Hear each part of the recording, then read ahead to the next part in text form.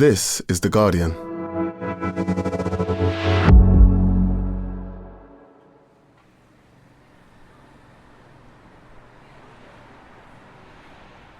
Last June, I found myself outside King's Place, The Guardian's London headquarters.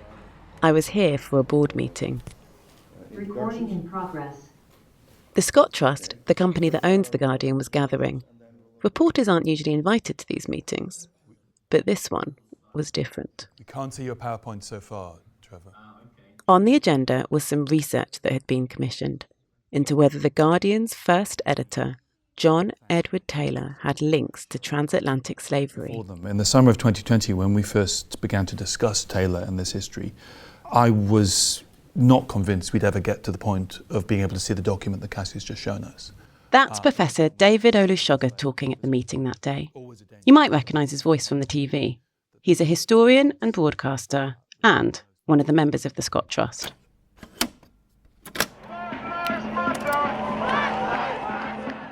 The summer of 2020 that he was referencing was the summer of a racial reckoning. Following the murder of George Floyd, people took to the streets around the world.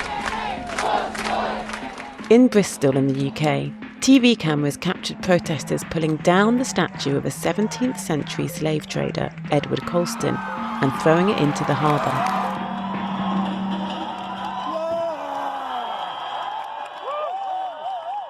In that moment, a direct link between the past and the present was being made.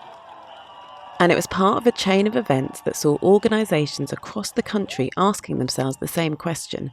Did they have a link to transatlantic slavery? I'm Maya Wolfe-Robinson.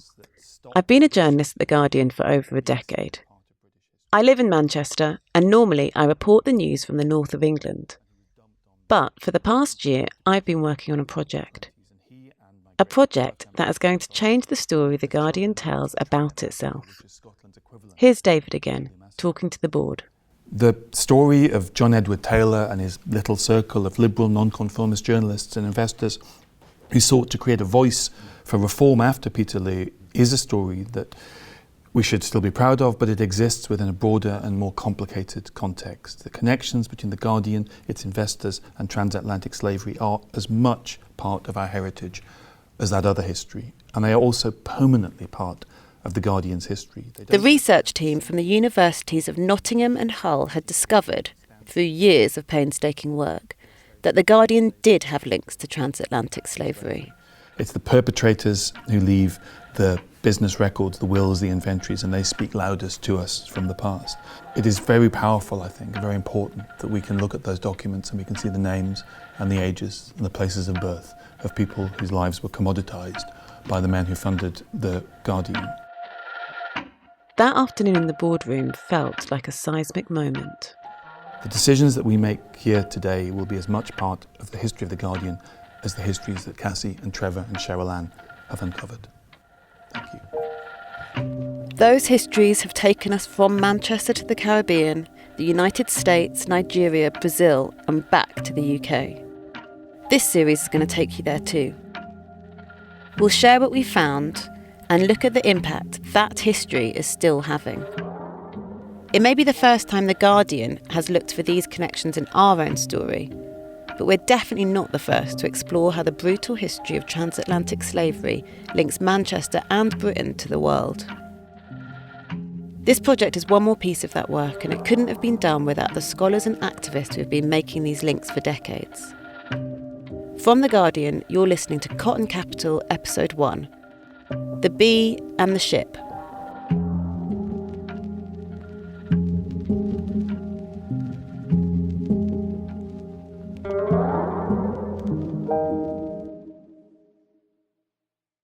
What did he look like? So based on the images that I've seen of him, he looks like a typical British guy back then.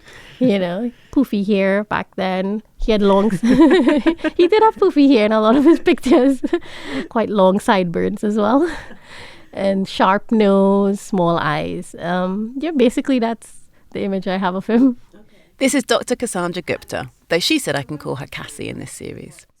She's part of a team from the University of Hull investigating Guardian founder John Edward Taylor and his links to transatlantic slavery.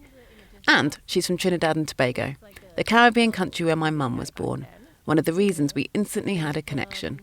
Most of the pictures of him, you see him in front of a table or something looking very intellectual with his little feather pen, stuff like that. So Like power poses. Power poses, yeah. He was married to his first cousin. Okay. Yeah. Yeah, so that was interesting. He was married to his first cousin, Sophia Russell. She passed away, I think, in 1812. After she passed away, he did get married to Harriet Ackland. Taylor had 4 children and lived in a smart terraced house on leafy Islington Street in Salford.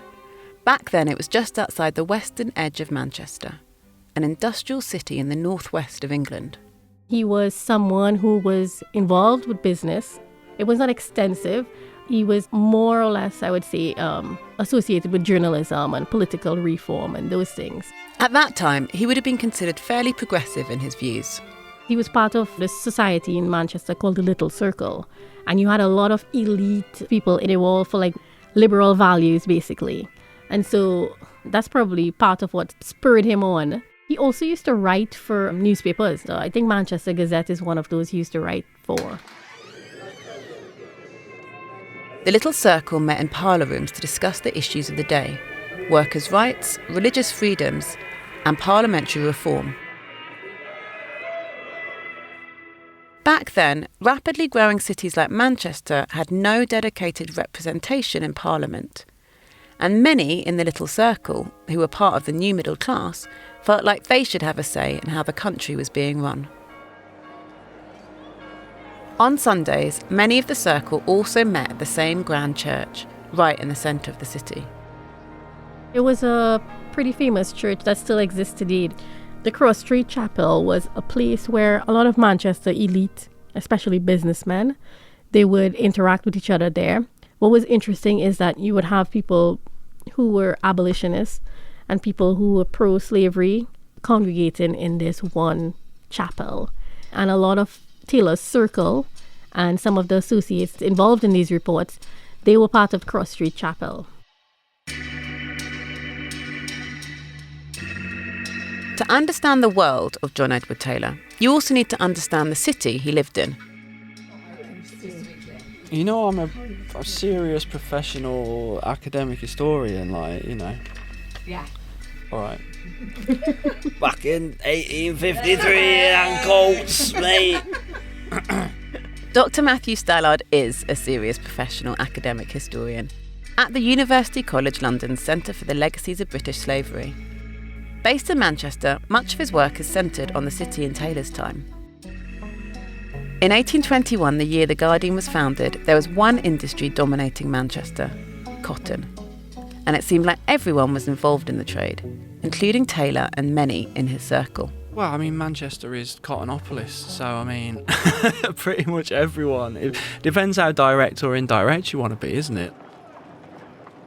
Obviously, if you're a cotton merchant or you own a cotton manufacturing company, you're heavily involved. If you're any kind of engineer or creating kind of machinery, you're probably making a lot of your machinery to sell to mill owners and manufacturers. The whole city, it seems, was geared towards the production and selling of cotton textiles. The canals, the railways, the core transport infrastructure of the entire city were funded by mainly the cotton merchants and their allies in the banking sector.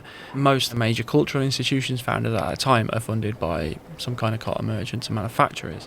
Churches, hospitals, institutions that went on to become Manchester University, the John Rylands Library, where you can now find all of the Guardian archives, all funded on the production and selling of cotton textiles.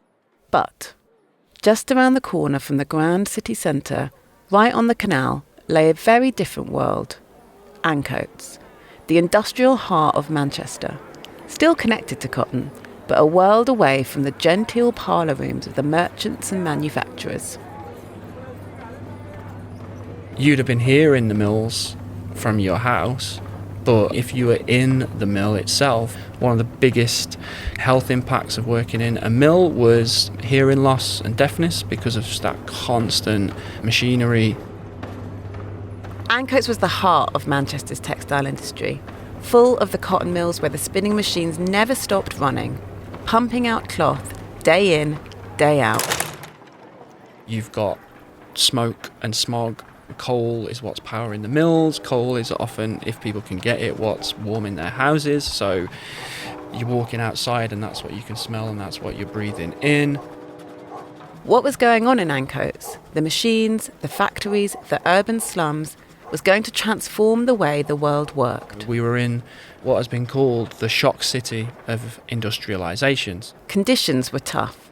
Records for one mill owned by McConnell and Kennedy showed just how tough. 30%, so nearly 500 of the workers there were under the age of 15. Over 40% were under the age of 18. 108 married men working in the factory. Between them, they'd had 524 children, of which over 40% of those children were not alive when this survey was taken. So this is a very, very deprived and appalling social situation. In a city where the rich were getting wealthier and wealthier off the backs of the working classes, tensions were about to reach boiling point. On the 16th of August 1819, an event took place that would change the course of John Edward Taylor's career and would be forever immortalised in the story of modern Manchester. On that day, 60,000 working people marched to St. Peter's Field in the centre of the city.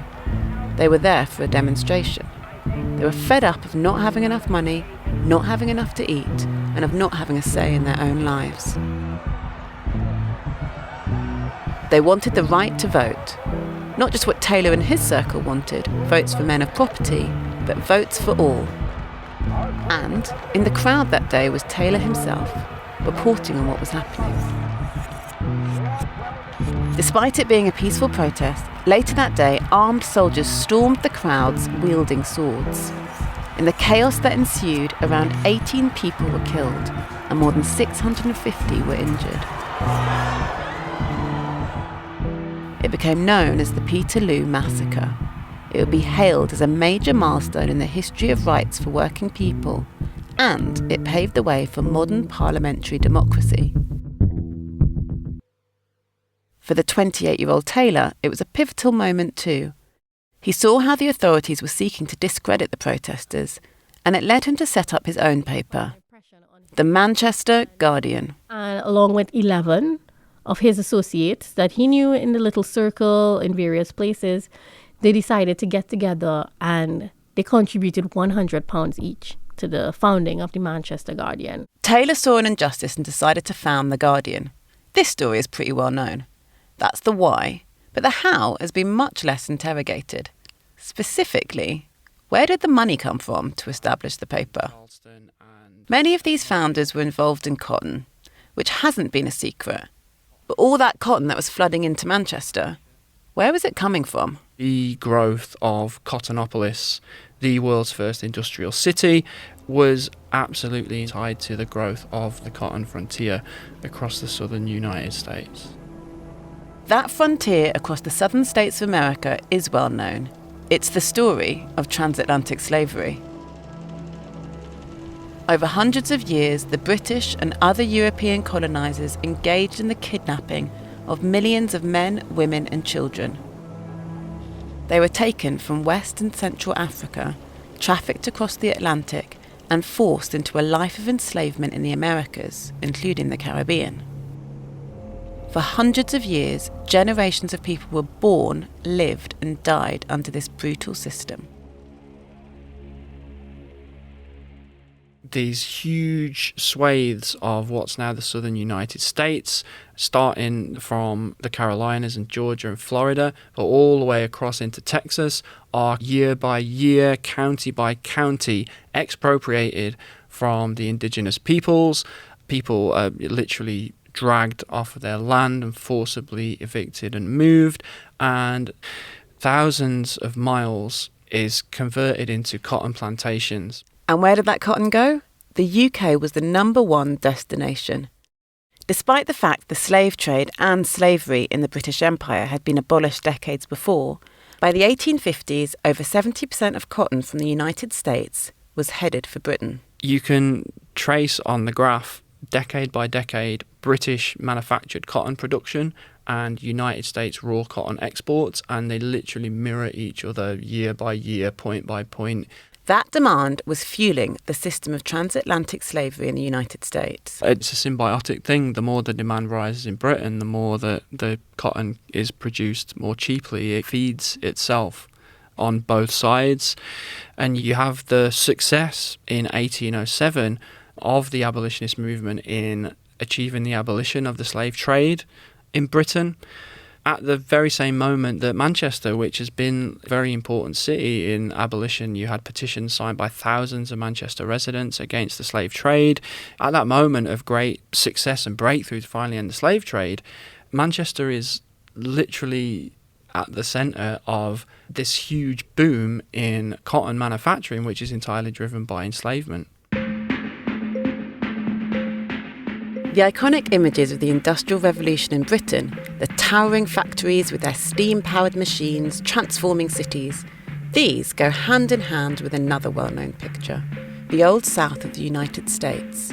Rows and rows of cotton fields, the wooden great house with the veranda, and an inhumane system of work enforced by the whip. Did people not make those connections at the time? Did they not realise where the cotton was coming from? They very much knew where the cotton was coming from, and it's interesting to think about the kind of mental gymnastics that one would have gone through. So Taylor and nearly all of his backers are in the cotton business. That means they were almost certainly dealing in cotton picked by enslaved people. We wanted to find out exactly where the cotton was coming from and who was picking it. We started with the Guardian founder, John Edward Taylor. I mean, as far as I know how he made his money, he went into business with John Shuttleworth, who was also his friend from Little Circle. Taylor joined John Shuttleworth's company as one of the partners, and that was the company he was working with at the time he founded the Manchester Guardian in 1821. That firm's name was Shuttleworth Taylor and Company. When you look at the trade directories, they were listed as cotton merchants.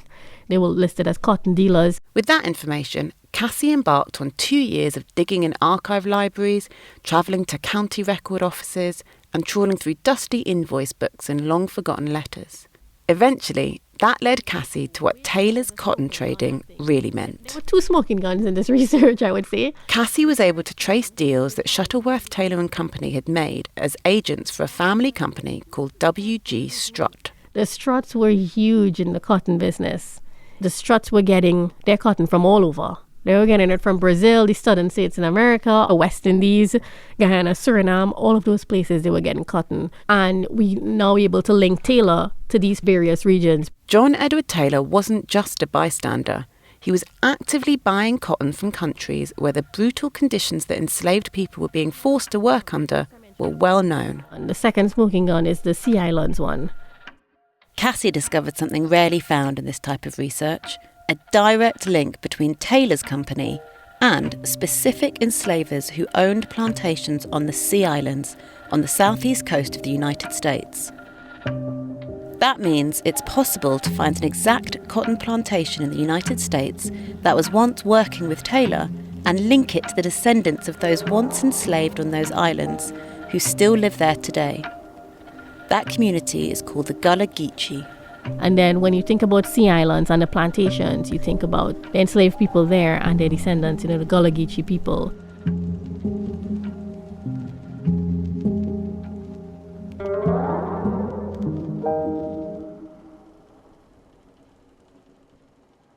But it wasn't just John Edward Taylor's money that went into the Guardian. There were 11 funders. George Phillips, George William Wood, the Potter brothers, Edward Baxter, Sanderson, Robert Phillips, William Duckworth, Thomas Wilkins, Samuel Pullen and Thomas Johnson. Taylor knew them through work, from social circles like the Cross Street Chapel or the Little Circle, and through marriage and familial links. 2 of the 11 were tricky to look into. Thomas Johnson and Thomas Wilkins. They just had the most common names ever. But for the others, it was easier. Cassie was looking specifically at whether their money was linked to transatlantic slavery. Yeah, all of them had links to varied degrees of involvement. A few in particular stood out to Cassie. One was George William Wood, who went on to become an MP. And he was part of a firm called Phillips, Wood and Company. They were involved with the hatting business, and they were sending their hats to America and things like that. But they were also importing raw commodities.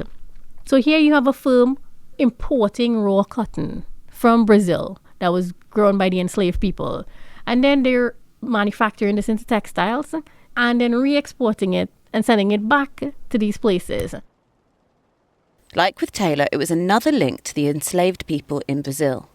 But what she found with a man called Sir George Phillips proved something even more specific. So George Phillips is an interesting one because I think he's quite well known in Manchester. Sir George Phillips has been described as one of the wealthiest and most successful entrepreneurs of the Industrial Revolution. He was even nicknamed King Cotton. Phillips was part of a family firm called G&N Phillips, who were involved in importing different enslaved produced commodities, as well as exporting manufactured goods like cotton textiles to the Americas and various parts of the world. So what Sir George Phillips, in terms of how he benefited from that, he inherited a lot of the slavery-derived wealth, as well as he had cotton firms of his own, cotton mills of his own, which he also benefited from enslaved people picking this cotton. He was involved with sugar as well. He, as part of the firm, Boddington, Sharp and Phillips, they owned a plantation in Jamaica and enslaved people in Jamaica. And so he was one of the most important figures, I think, for this whole report.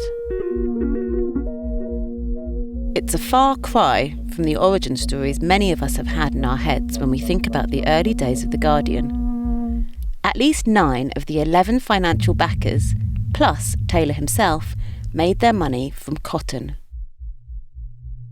So that means that the money that founded The Guardian relied on the forced labour of enslaved African people.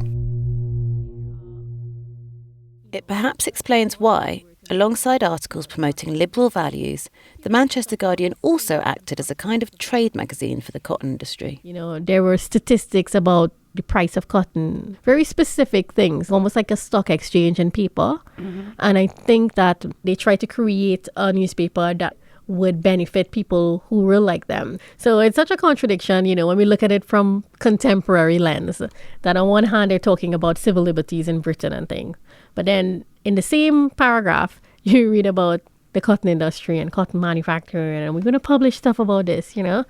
So it's such a very glaring disconnect. Do we know what Taylor thought about people from different racial backgrounds? I did read an opinion piece by him where he talked about the evils of colonial slavery, and he seemed to be condemning it, but he highlighted the tax burden on people here. He was putting that above the humanitarian aspect. And what was interesting to note with some of these funders is that George Phillips, for example, he was also what he considered an abolitionist, but it did not stop him from being involved with this firm that owned enslaved people, and then also from importing cotton from these places that were reliant on enslaved labor. And I keep seeing it again and again in this type of research. There seems to be this disconnect from what they're doing and benefiting from financially and what they're standing for.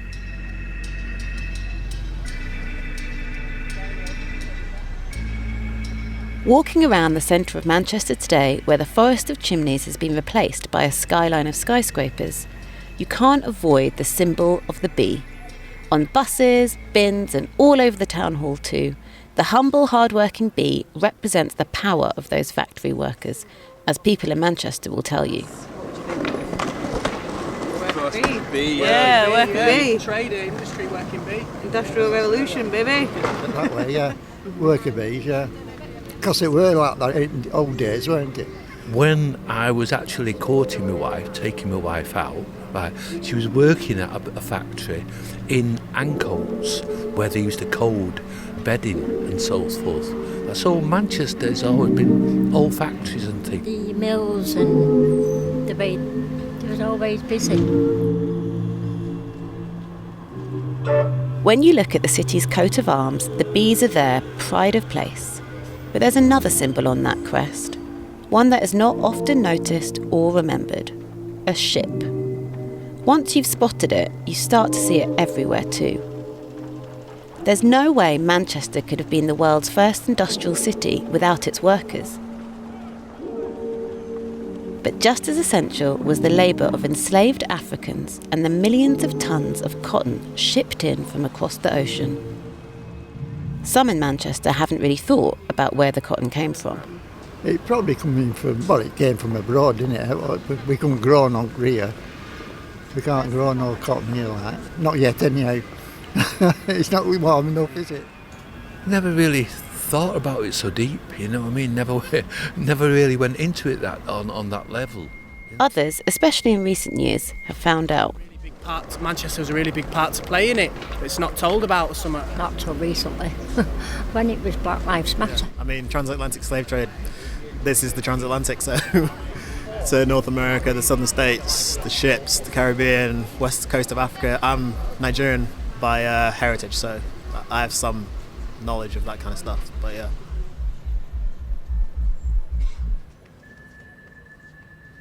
But why do some of us still see the bee and not the ship? The way history's taught and the way it's understood creates this trick, this illusion, where we are so accustomed to seeing one thing and not seeing the other. If you think about beautiful Georgian buildings in Britain, we want to look at them and look at the elegance and the proportion. We want to imagine these Jane Austen lifestyles. What we tend not to want to know and not to go looking for is where the money came from to build them. And that's what I think of as the trick, the ability to think of something in Britain as only connected to Britain and not having any connections to the outer world. You've already heard from David Olusoga. As well as being on the Scott Trust, he's a professor of public history at the University of Manchester. I grew up in the northeast of England, and the history we were taught inevitably focused on the Industrial Revolution. I'm half white working class. My family are from the Scottish lowlands and from Tyneside, and that was presented to me as it is part of my history, part of my family history. What was missing was anything to do with the empire, anything to do with my Nigerian father's history and how he came to be part of Britain's empire. So the stories that led to the country being diverse, its history being imperial, was entirely absent. In his decades as a historian and writer, David has spent a lot of time reflecting on the relationship Britain has with its own history. We tend, consciously or subconsciously, to go to history to feel good about ourselves, to be told stories about British exceptionalism. Now, if your relationship with history is one of recreation, a place to go for these positive emotions, you necessarily need to edit out of that history the chapters of the past that can't provide those positive emotions. And one of those chapters is centred on the enslavement of African people, chattel slavery. Chattel slavery is distinct because chattel slavery is conversion of a human being absolutely to property, something that can be inherited in wills, something that can be insured against. It is the commoditization of a human being. That system is unique. So at a very fundamental level, if history is recreation, you can't have these dark histories of empire, slavery, and race. So in some ways they're edited out almost before we begin because they don't fit this template. And that deep relationship with history is something which is being challenged now at a very fundamental and generational level, because the young people I encounter who come to my talks, that I lecture, they don't seem to have that relationship with history. They don't expect history to be this arena in which they go to be told these wondrous tales that they're an exceptional people with an exceptional history. They understand from the outset that history will also contain deeply troubling and challenging aspects of their nation's past, things that don't elicit pride, don't elicit those positive emotions. That enormous expectational shift in what history is and how we should relate to it, I think, is underpinning a lot of what's happening in these discussions about slavery and about empire. And yet, even though David is acutely aware of what he calls the trick of history, the way in which our minds can allow us to sometimes see certain connections but lose sight of others, he has fallen for it too. Because when I was asked to join the Scott Trust, my mind went to Peterloo, to the history of working class radicalism out of which The Guardian formed, a history that means lots to me. I'm from the northeast. I was brought up on the council estate. That working class history, really vital to me. It didn't go to the cotton traders, who were the men who founded it and where their wealth came from, I fell for exactly the trick I counsel others to watch for, because I was brought up in this country, because I'm liable to it, because knowing how the trick is done doesn't mean you're immune from falling for it. And that's been a kind of really fascinating lesson, that cognitive dissonance, that ability to see histories and to lose their connections to other people in other places, that even if you know that trick's out there, evidently, demonstrably, as I have learnt to my embarrassment, does not mean you're immune from falling for it. Those connections have been broken for so long that reconnecting them in our minds and in our culture is really difficult. And if I can fall for them, anyone can. The fact that even David can fall for this trick reveals just how disconnected our histories have become. This cognitive dissonance, as David calls it, could in part be explained because so much of the brutality that took place was overseas. But for many, it's much more intentional than that. The fates of people in other parts of the world at the hands of the British and their partners have been purposefully written out of history, hidden away, or as David feels, forcefully rejected. Why did so many dynasties involved in slavery airbrush their family history? Why did cities that grew rich on slavery not want to mention it? Why did the statue of Edward Colston mention his philanthropy and not the source of the money he gave to Bristol? Whenever you debate slavery, there are many people who are really desperate to find an end date, to draw a line underneath this history and to say that Britain ended slavery first, which I'm afraid is not true, or Britain ended the slave trade first, which again is not true. I study and I write about lots of different arenas of history. The only areas where I am told I shouldn't be looking at the past, I'm wasting my time, I'm causing division by studying history, British history, is to do with slavery and empire.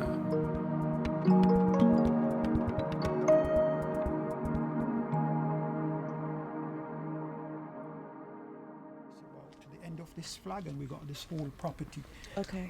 Over the regeneration. So I have planted a few things. I have a whole vegetable plot. I have sweet potato, I have Irish potato, I have apples just finished picking, and this is my flowering bed. I try to plant a tree or something every birthday. I'm in a quiet, tucked away spot near Manchester city centre. Washington Olcott is showing me round his garden. I'm building a summer house there, and all of that is reclaimed material. Is this from your dad? Is this the Yes, farmer's this son? is a, this is, this is a farming Coming son. out. Yeah, come to England, so I still have to do my farming, my tomato. Mr. Olcott is a teacher and historical researcher who moved from Jamaica to Manchester in the 90s. Did you have an image of Manchester in your mind before you arrived? I did. Firstly, I knew about Manchester, particularly from primary school back in Jamaica, where we were taught about the Industrial Revolution created in the north of England, very cold place. And as I grew older and I started to read, I was particularly interested around cotton. That interest in cotton, as well as its origins, meant that as soon as Mr. Olcott arrived in the city, he saw its legacy everywhere.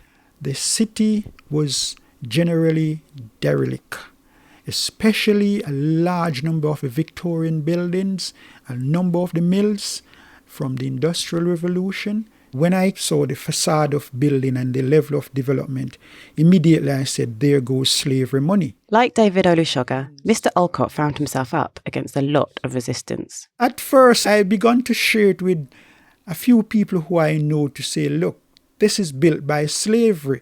And the issue was, where did you get that from? And I began to pull the secondary sources because clearly no one trusted what I was saying. So I started to show people that here, this is not me. This is what you more think is credible. Go and look at the building. Someone heard of what I was doing and asked me if I would be interested to do a walk. This was late 90s, yeah. These tours wound their way through the city centre, past banks, old factories and along the canals. Mr. Olcott was struck by some of the reactions he received to his walking tours. Well, the first question the white people asked was, is it a fact that black people sold black people in slavery? Because they don't know any better. Then the second reaction was that the number of people who live in the city and move around every day did not know that the city had so much to do with the Atlantic slave trade. He went on to be part of the Revealing Histories project in 2007, which brought together 8 Manchester museums to remember transatlantic slavery and its legacies. Here he is talking about the history of the city. This is the Rochdale Canal. Can you imagine the bales and bales of cotton that flow along this waterway? It was that cotton that ended up in West Africa via the Manchester traders. This body of water shows the development of the British Atlantic slave trade, which was abolished in 18. For Mr. Alcott, addressing the way this history isn't widely known begins in schools. I have done workshops in Cotton and Manchester's link in secondary schools a few times in Manchester, and students are dumbfounded, live in the city and didn't know that this exists. And therefore, the question has to be asked, do they really want to teach African and black history in school at the level at which it is to be taught? It sounds like you're saying you don't think that they do. They don't. Teaching this history, one that connects Britain to African people, needs to go beyond what Mr. Alcott feels is the same tired narrative. Why did you come to England? What were the discrimination you face? One linear type of questioning. So you read one, you read all. Instead, it needs to connect that past to what it means for black people today. The Guardian, all of these newspapers which is now riding on Black Lives Matter, it's good that their awareness is being created, but fundamentally, are they interested in ensuring that equality means equality, that liberation of the black people, the struggle for black lives are really dealt with, not being sugar-coated? Are they interested in that? My answer is no and no.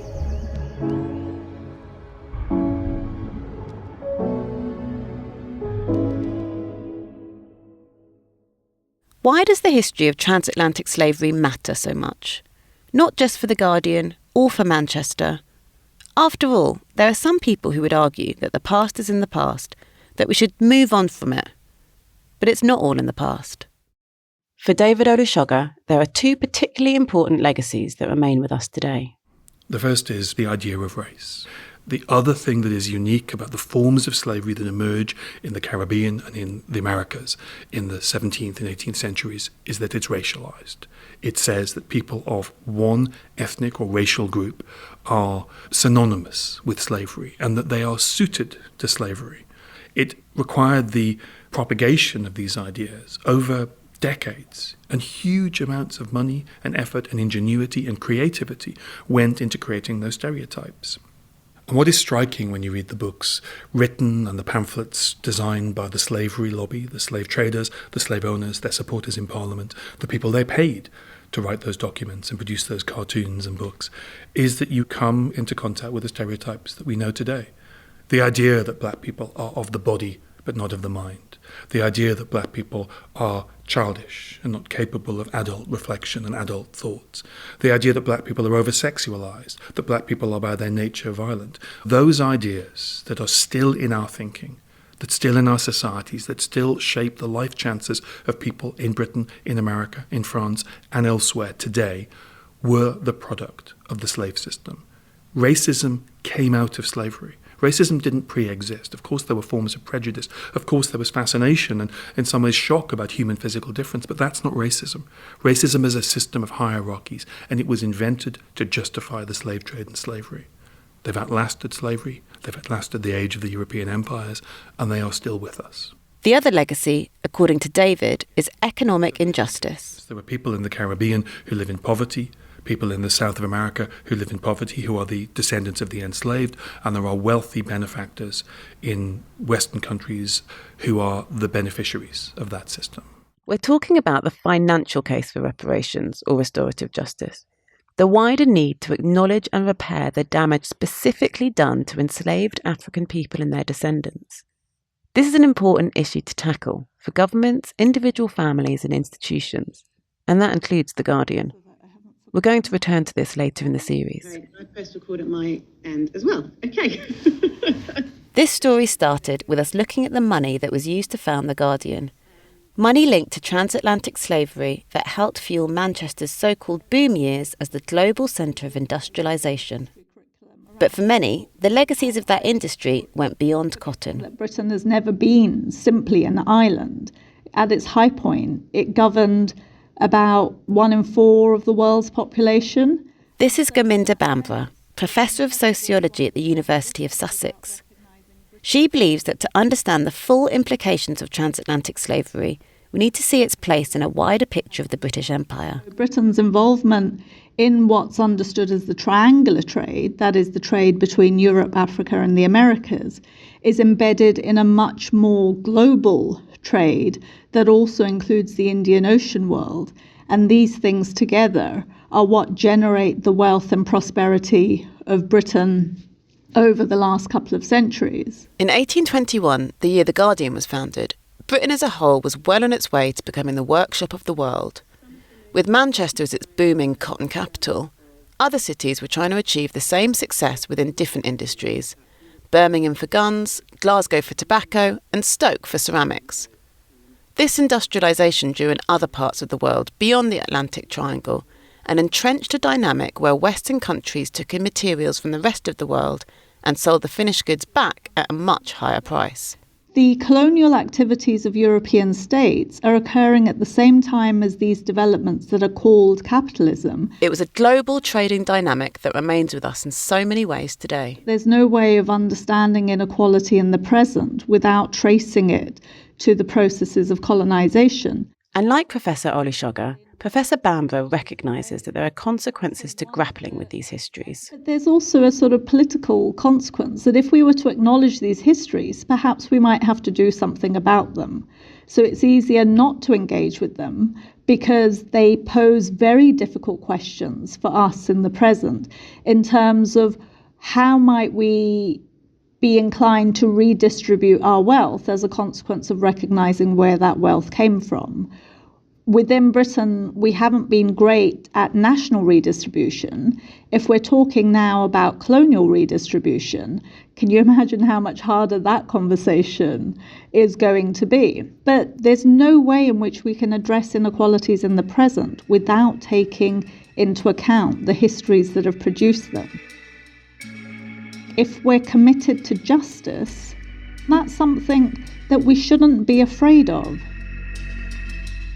From Taylor's original paper, funded by his 11 backers in 1821, the Manchester Guardian has grown into the international news organisation, The Guardian, that you know today.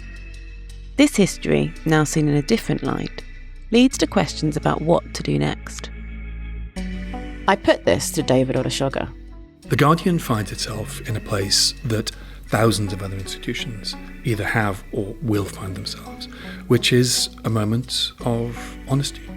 We need to acknowledge that within the financial DNA of The Guardian is the stolen labour and the stolen lives of enslaved people in America, in the Caribbean and in South America. That fact will always be part of the history of The Guardian. And then we need to ask the really difficult question, what are we going to do about it? What obligations does that knowledge bring with it? If you can inherit wealth, as the newspaper has from its founders, then we also surely inherit responsibility for the people and the communities today who are the victims of how that wealth was generated. We need to find a way through, and it's going to be difficult and raw and painful. We're going to get things wrong. People are going to be rightly and justifiably angry. But we are, in some ways, in an early stage of a moral revolution. The history of slavery is no longer a quiet ghost. It is no longer airbrushed out of the story. It's on the move. It is active.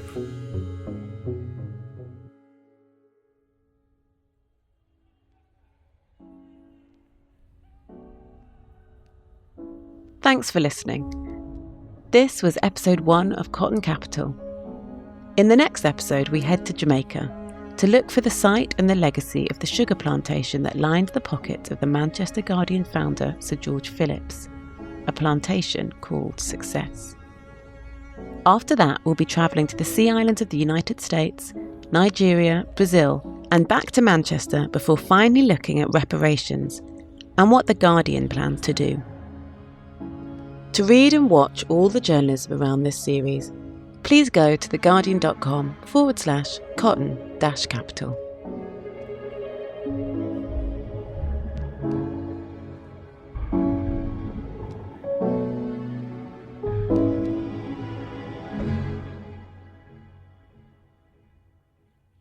This is The Guardian.